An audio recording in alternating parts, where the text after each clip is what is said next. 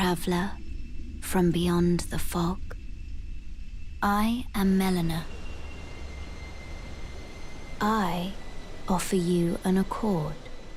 They call it the lands between, but for the 100 hours I've spent there, I just felt like home, a terrifying, beautiful, unforgiving home.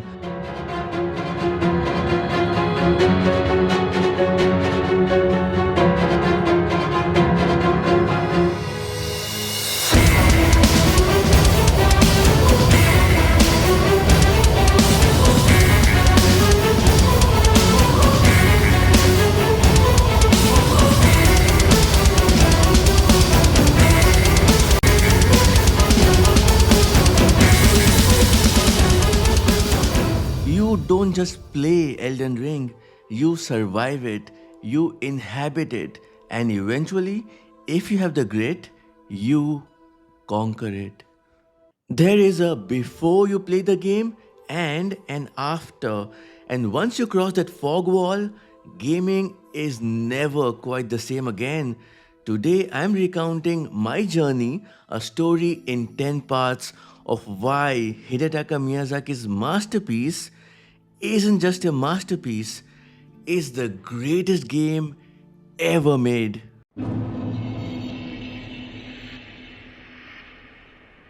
My story begins, like many others, in a chapel of anticipation, followed swiftly by death, but the true beginning was stepping out of that cave into Limgrave.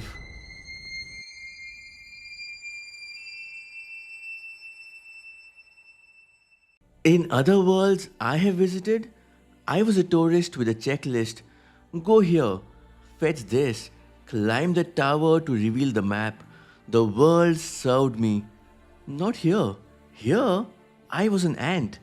There was no question mark on my compass, no NPC sprinting up to give me an explanation. Just a vast indifference. I saw a golden horseman and thought, I can take him.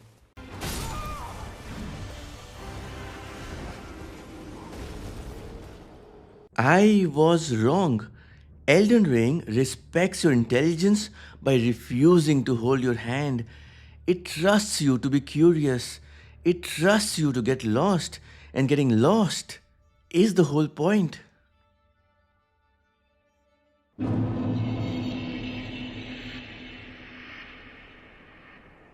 As I picked myself up and ventured further, I realized reason number two. The art direction is phenomenal. Every screenshot of this game looks like a heavy metal album cover painted by a Renaissance master. You aren't just moving between ice level and fire levels. You are traversing ecosystems defined by their history and their tragedy. The way the earth tree drops golden leaves that litter the ground, the sheer oppressive atmosphere of Kaled under a blood red sky, the world itself is the main hero and it is staggeringly beautiful even in its decay.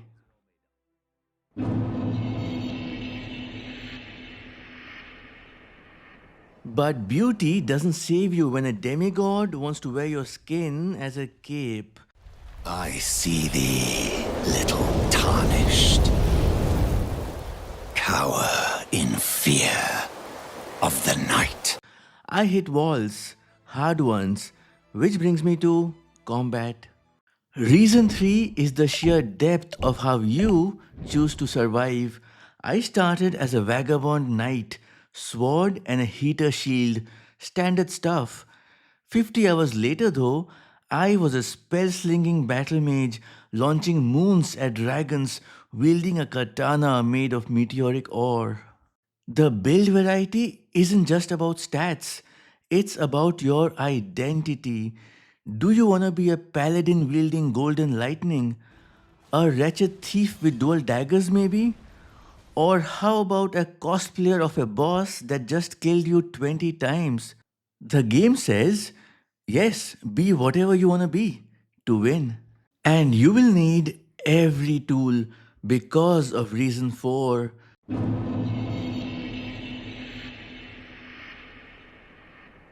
Bosses, FromSoftware is famous for them, but here they turn the dial past 10.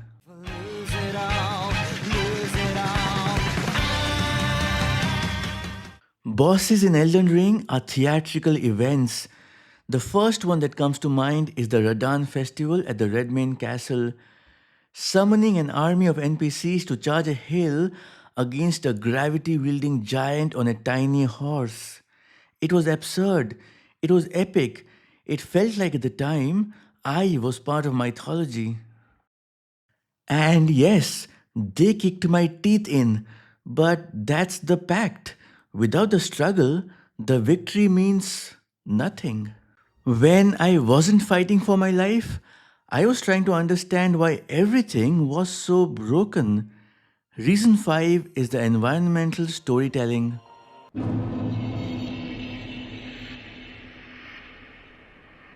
The game doesn't tell you its story in long cutscenes. You have to be an archaeologist. You piece the tragedy together by reading the description on a rusted helmet, by noticing the statue in a church is missing an arm, by seeing where the ghosts are kneeling. You realize that every enemy placement, every ruin is deliberate. The lore is a puzzle you have to actively solve, making the realization of what happened so much more impactful. Just when I thought I understood the boundaries of the lands between, I found an elevator in a misty forest. I took it down and down.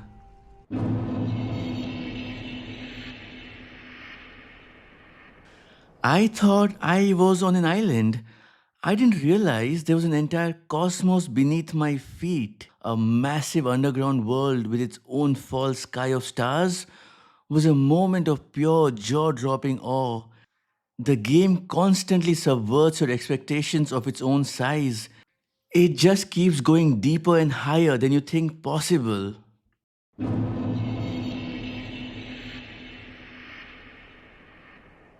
And as the scale shifted, so did the sound.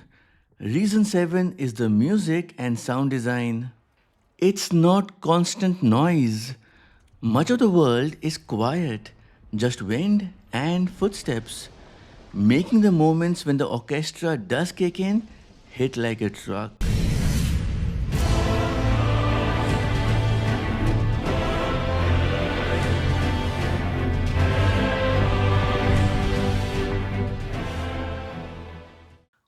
I was nearing the end. I was tired. The bosses were getting faster, harder. But I realized something crucial. I wasn't actually alone. Reason 8 is the unique shared struggle of the community. Those glowing white messages on the floor, sometimes they were trolls leading me to a cliff edge, but other times, try finger but hole. Okay, bad example. Sometimes they were a lifeline, a message reading, be wary of left. That saved me from an ambush. Seeing the bloodstains of where others had failed taught me how to survive. We were all exploring this hostile world together, separated by dimensions, communicating in riddles. It's a brilliant form of multiplayer that never breaks immersion.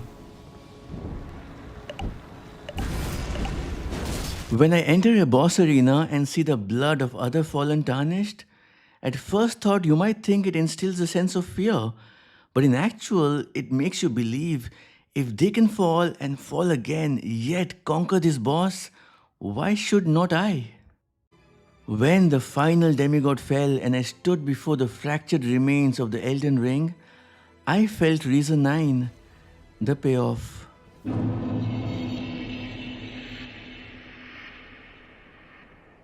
Elden Ring doesn't give you participation trophies. When you finally beat Malenia, Blade of Miquella, you know you did that. You learned her dance. You mastered your nerves.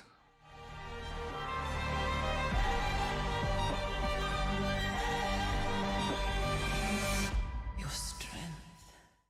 The dopamine hit of finally overcoming a challenge that seemed insurmountable 20 hours ago, is a high that very few other mediums can provide.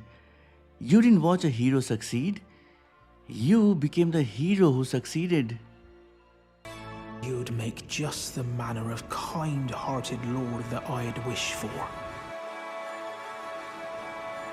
My dear consort eternal.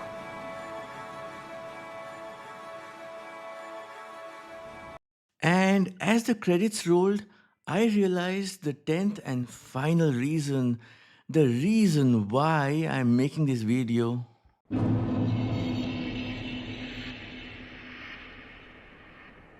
Elden Ring ruined other open world games for me. It proved you don't need a cluttered UI, microtransactions, or meaningless quest lines to engage a player for 200 hours. You just need a world that is interesting enough to demand exploration. It raised the bar so high that the rest of the industry is still staring up at it, squinting against the golden light of the Earth tree. I have returned from the lands between, but a part of me never really left. Now I want to hear from you. This is a very different kind of content from me. So, if you liked it, let me know in the comments and tell me what game would you like me to do next. Thank you for watching and see you in the next one.